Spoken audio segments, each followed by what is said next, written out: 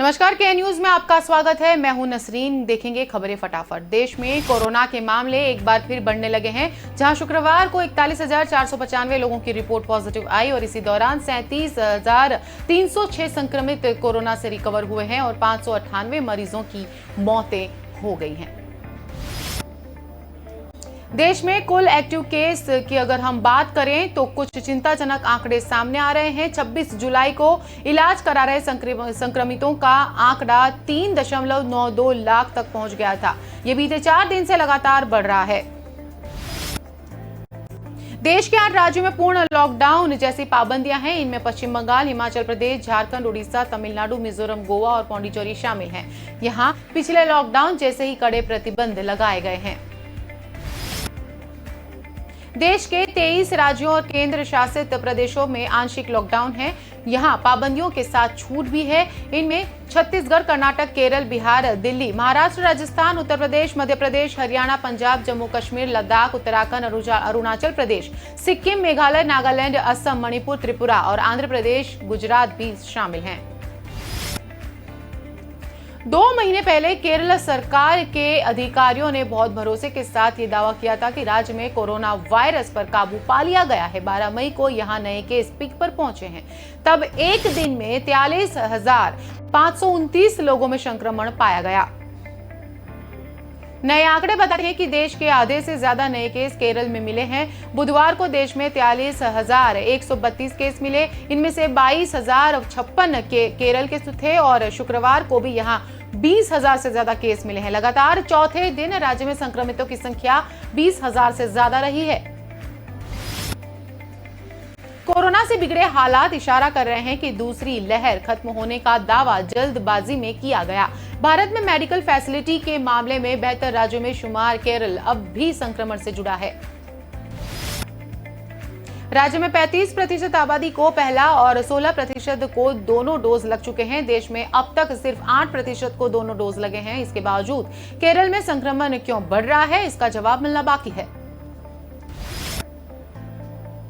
Corona महामारी के खिलाफ केंद्र सरकार की मुहिम तेजी से आगे बढ़ रही है। देश भर में अब तक 46.06 करोड़ से ज्यादा डोज दिए जा चुके हैं। अच्छी बात यह है कि इसमें से अकेले 2.27 लाख से ज्यादा गर्भवती महिलाओं ने भी टीका लिया। हेल्थ मिनिस्ट्री के आंकड़ों के मुताबिक शुक्रवार को वैक्सीन की 44,38,901 डोज दी गई है। 18 से 44 आयु वर्ग में 20,96,446 लोगों को पहली डोज दी गई, जबकि 3,41,500 लोगों ने दूसरी खुराक ली। इस एज ग्रुप में अब तक कुल 15,17,27,430 लोगों ने पहली डोज और 80,031 लोगों ने दूसरी डोज ली और कुल मिलाकर अब तक 46,06,56,534 लोगों को पहली और दूसरी डोज लग जा चुकी है। केंद्रीय स्वास्थ्य मंत्रालय ने 2 जुलाई को गर्भवती महिलाओं के वैक्सीनेशन को लेकर भ्रम और डर को दूर करने के लिए राज्य सरकारों को एक विस्तृत में नोट भेजा था। इसमें वैक्सीन को लेकर सभी जानकारियां साझा की गई। जिस नोट में गर्भवती महिलाओं को वैक्सीन देने से लेकर उसके फायदे भी बताए गए। पेट्रोल और डीजल को फिलहाल जीएसटी के दायरे से बाहर ही रखा जाएगा। सरकार ने लोकसभा में पूछे सवाल के जवाब में ये बात कही है, जिसमें पेट्रोलियम एवं प्राकृतिक गैस राज्य मंत्री रामेश्वर तेली ने कहा है कि पेट्रोलियम प्रोडक्ट को जीएसटी के दायरे में लाने के लिए जीएसटी काउंसिल ने कोई सिफारिश नहीं की है।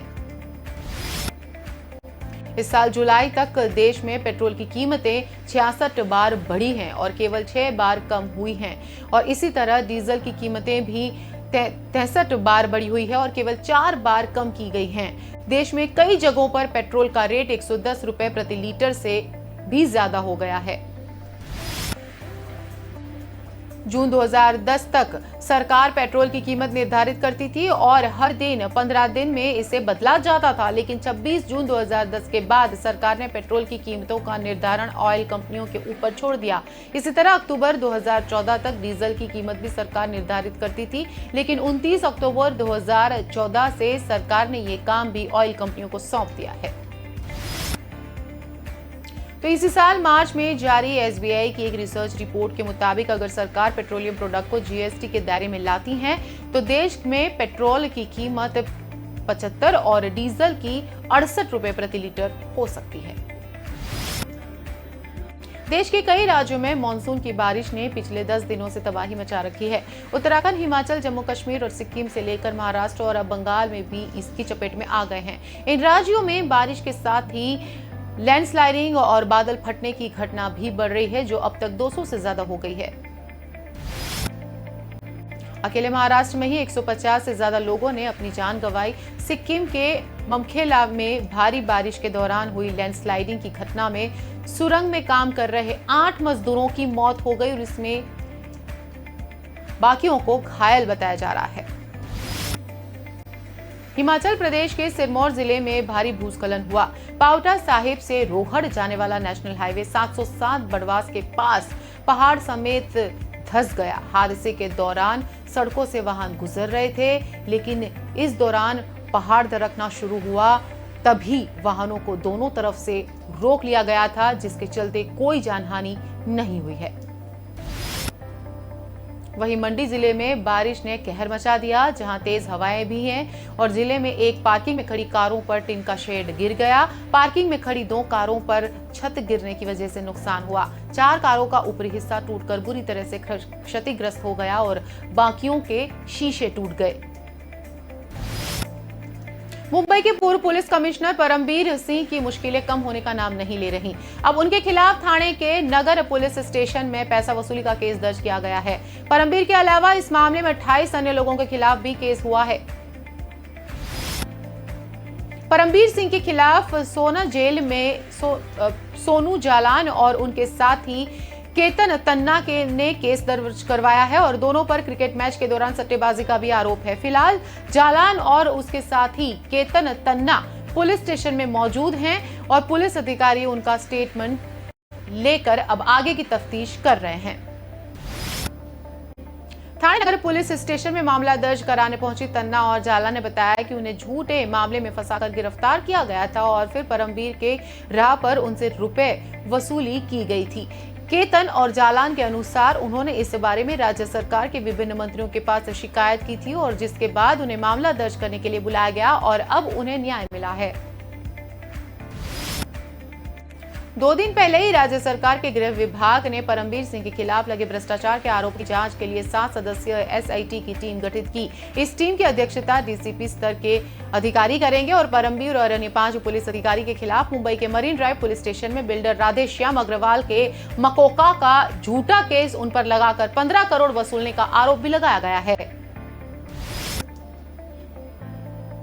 मां ने ऑनलाइन गेम में पैसे खर्च करने को लेकर 13 साल के इकलौते बेटे को डांट दिया था और इसी के चलते बेटे ने फांसी लगा ली। इस मौके से सुसाइड नोट मिला है। किशोर ने फ्री फायर खेलते हुए 40,000 रुपए गंवाने की बात लिखी है। ये मामला मध्य प्रदेश के छतरपुर जिले का है और कृष्णा 6ठी क्लास का छात्र था। मां को खाते से 1500 रुपए कटने का मैसेज मोबाइल पर मिला था। मां ने घर पर मौजूद बेटे को फोन लगाया, पूछा कि पैसे क्यों कट गए। बेटे ने कहा ये ऑनलाइन गेम के कारण कटे हैं। मां ने नाराजगी बताई और उसे डांट लगा दी। इसके बाद कृष्णा कमरे में चला गया, अंदर से दरवाजा बंद किया। घर में मौजूद बड़ी बहन ने कुछ देर बाद दरवाजा खटखटाया तो जवाब नहीं मिला। तभी बेटी ने पिता को इसके बारे में बताया। माता पिता फौरन घर पहुंचे। दरवाजा तोड़कर देखा तो अंदर कृष्णा फंदे पर लटका हुआ था।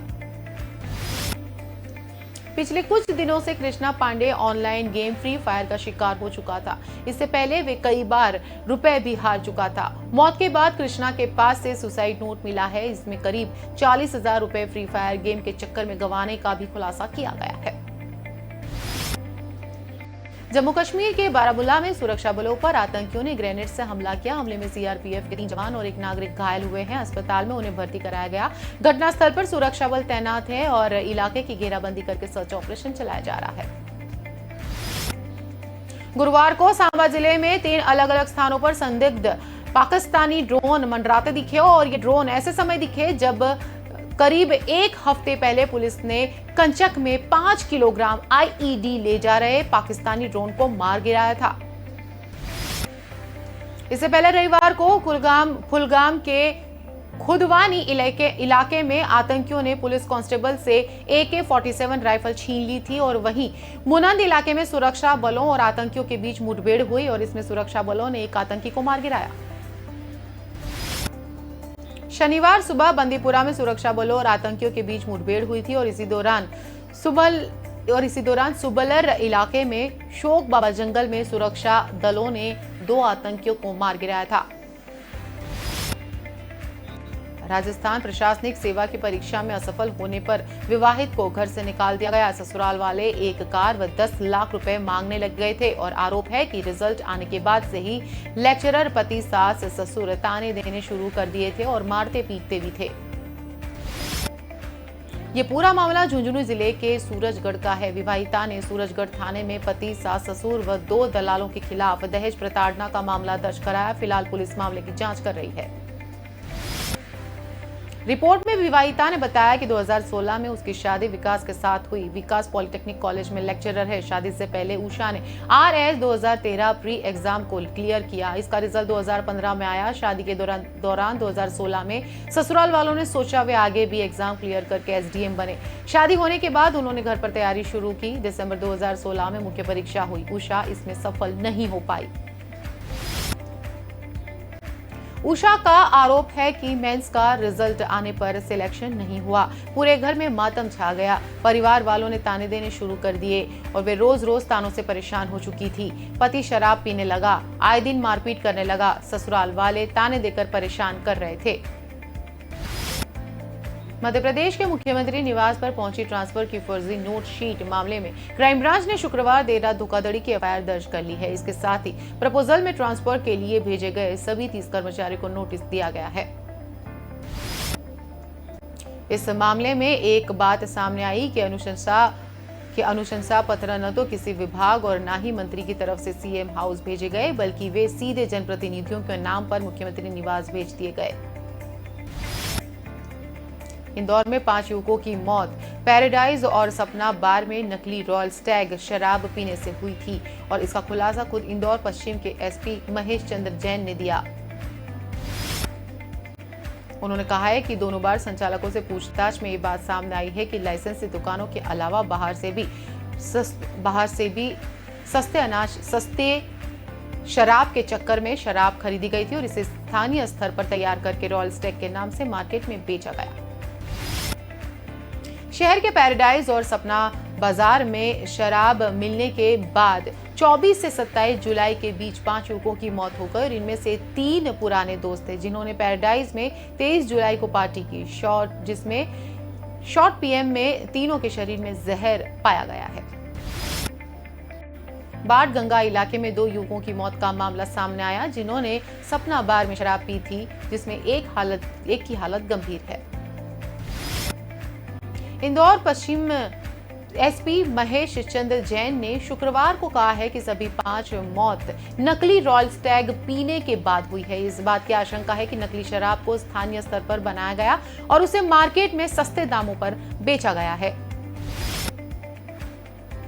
शहर के सर्किट हाउस रोड पर अजीत भवन के सामने बाइक सवार 3 लुटेरे एक छात्रा का मोबाइल लूट कर ले गए। वे अपने मोबाइल पर किसी परिचित से बात कर रही थी, तभी रातानाडा थाने में छात्रा की तरफ से मामला दर्ज किया गया है। रातानाडा पुलिस ने बताया कि मूलतः सोजत रोड स्थित माल गोदाम के पास हाल कमला नेहरू कॉलेज के सामने एक हॉस्टल में रहने वाली छात्रा निकिता सोनी और ओम प्रकाश सोनी की तरफ से ये रिपोर्ट दर्ज की गई है।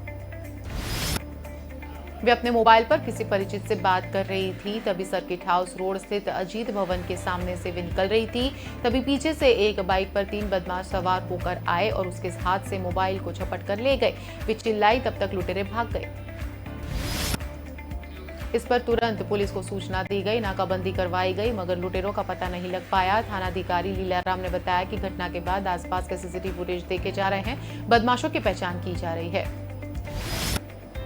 राजगीर और बक्सर के नवानगर में फूड प्रोडक्ट्स की यूनिट लगाने के नाम पर 35.25 करोड़ के बैंक फ्रॉड के मामले में CBI ने दिल्ली स्थित company message Amrapali biotech India private limited और उसके निदेशक अन्य के खिलाफ भी मुकदमा दर्ज किया गया है।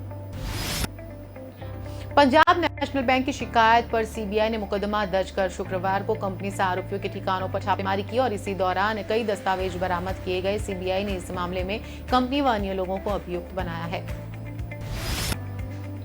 इन सभी पर आरोप है कि इन्होंने राजगीर और बक्सर में जैम, सॉस और अचार और कॉर्नफ्लेक्स के यूनिट लगाने के नाम पर बैंक से 47.97 करोड़ का लोन लिया। बैंक ने लोन स्वीकृत भी किया है और पैसे भी दे दिए हैं। आरोप है कि अभियुक्तों ने बैंक लोन के पैसे का निजी इस्तेमाल किया, बैंकों को 35.25 करोड़ की चपत लगाई। बैंक ने सीबीआई से शिकायत की थी, जिसके बाद सीबीआई पटना ने मामला दर्ज कर तफ्तीश शुरू की है। Central board of secondary education यानी कि सीबीएसई का शुक्रवार को रिजल्ट जारी हो गया। इस साल परीक्षा में 99.37% स्टूडेंट्स पास हुए, जिसमें लड़कों पर लड़कियों ने बाजी मार ली है। सीबीएसई का रिजल्ट 30, 30 और 40 के फॉर्मूले पर तैयार किया गया है। रिजल्ट आने के बाद कहीं खुशी है तो कहीं गम। 11वीं में पढ़ाई को हल्के में लेने का ये मलाल है और कुछ स्टूडेंट्स फिजिकल परीक्षा के बाद भी कह रहे हैं। सीबीएसई के बनाए पैनल ने 12वीं के छात्रों के मूल्यांकन के लिए 30, 30, 40 के फॉर्मूला तय किया था। ये फॉर्मूला के चलते 10वीं और 11वीं के 30% और 12वीं के प्री बोर्ड एग्जाम को 40% वेटेज दिया गया है। इस सभी के बीच ग्वालियर में भी 86 सीबीएसई स्कूल के लगभग 10,000 स्टूडेंट्स में से 99.2% स्टूडेंट्स पास हुए हैं। पास होने वालों में टॉप 2 स्टूडेंट्स लड़कियां हैं। ग्वालियर में मुरैना से इलाज कराने के लिए एक किसान ने साइकिल सवार से पता पूछा। अभी किसान उससे बात कर ही रहा था, तभी पीछे से आए 3 युवक उसे 30,000 रुपए छीनकर ऑटो में सवार होकर भाग गए। घटना शुक्रवार दोपहर माधव डिस्पेंसरी के सामने की है। किसान पुलिसकर्मी का चाचा है। पहले उसने भतीजे को बुलाया, फिर कंपू थाने पहुंचा और पुलिस ने मामले को चोरी का माना है और जांच कर रही है। मुरैना के खबरौली गांव निवासी 48 वर्षीय सुरेश राठौड़ किसान हैं। कुछ समय से वे पैर में दर्द से काफी परेशान हैं। उनके लिए चलना भी मुश्किल हो गया था और इसके लिए वे जेएएच में डॉक्टर को दिखाने आए थे। एक साइकिल सवार ने सुरेश को रोककर पता पूछा, तभी सुरेश उसे समझा रहे थे कि वे खुद बाहर से आए हैं। साइकिल वाले आगे की तरफ बढ़ा और इसी समय पीछे से आए 3 युवकों ने किसान से 30,000 रुपए छीने और आगे खड़ी एक रिक्शा में सवार होकर भाग गए। सुरेश ने सबसे पहले लूट की सूचना अपने पुलिसकर्मी भतीजे कृष्णा राठौड़ को दी। कृष्णा तत्काल जया रोग्य हॉस्पिटल में पहुंचे थे और उसके बाद चाचा को लेकर कंपू थाने आए और मामले की शिकायत की और तफ्तीश शुरू कर दी गई है। तो ये थी अब तक की टॉप खबरें। फिर मिलेंगे, इजाजत दीजिए, नमस्कार।